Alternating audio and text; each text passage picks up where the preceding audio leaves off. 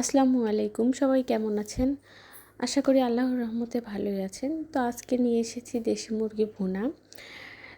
তো দেশি মুরগি ভুনা আপনারা অনেকেই এটা রান্না করতে জানেন। তো অনেকেই অনেক রকমভাবে এটা রান্না করে থাকেন। তো আমি যেরকমভাবে রান্না করি সেটাই আজ আপনাদের সাথে শেয়ার করব।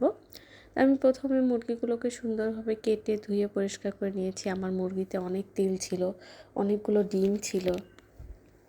তো তারপর আমি একটা কড়াইয়ের মধ্যে তেল গরম হতে দিয়েছি।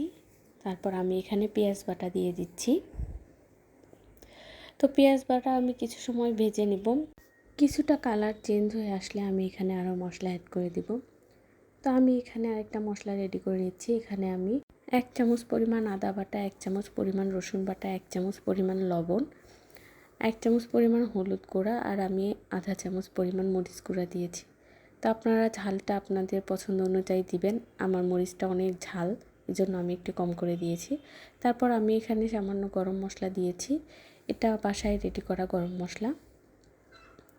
তো আমি এখানে পানি দিয়ে একটা পেস্ট তৈরি করে নিলাম। আমি এখানে সামান্য মুরগির মাংসের মশলাও অ্যাড করে দিয়েছি। তো তারপর আমার পেঁয়াজের কালারটা কিছুটা চেঞ্জ হয়ে আসলে আমি মশলাটা এখানে দিয়ে দিব। তো এটাকে কিছুক্ষণ নেড়ে চেড়ে কষিয়ে নিব।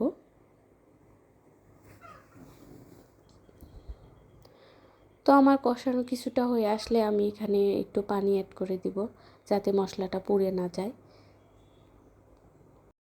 এরপর আমি এখানে কয়েকটা আস্ত রসুন দিয়ে দিচ্ছি। মাংসের মধ্যে আস্ত রসুন খেতে আমার অনেক ভালো লাগে। তো তারপর আমি মুরগির মাংসটা দিয়ে দিলাম। তো এটাকে আমি নেড়ে চেড়ে কষিয়ে নিব। আমি এটা কয়েকবারে কষাবো একটু একটু করে পানি দিয়ে। দেশি মুরগির মাংসটা যেহেতু অনেক শক্ত থাকে, এজন্য একটু বেশি সময় ধরে এটা রান্না করতে হবে। তো মাংসটা মোটামুটি কষানো হয়ে গেলে আমি এখানে অ্যাড করে দিচ্ছি আগে থেকে ফুটিয়ে রাখা গরম পানি। তো আমি এখন এটাকে ঢেকে দিব। তো আমার রান্নাটা মোটামুটি রেডি হয়ে এসেছে। এখন আমি এখানে গরম মশলা অ্যাড করে দিব। মশলাটা দেওয়ার পর আমি আরও কিছুক্ষণ এটাকে ঢেকে দিব, যাতে মশলার ফ্লেভারটা মাংসের মধ্যে ঢুকে যায়। তো আমার মাংসটা মোটামুটি রেডি হয়েছে, মাশাআল্লাহ। তো দেখুন কত সুন্দর হয়েছে, আলহামদুলিল্লাহ। আজকের ভিডিও এ পর্যন্তই। আবার দেখা হবে নতুন কোনো রেসিপি নিয়ে। সে পর্যন্ত ভালো থাকবেন। আল্লাহ হাফেজ। আসসালামু আলাইকুম।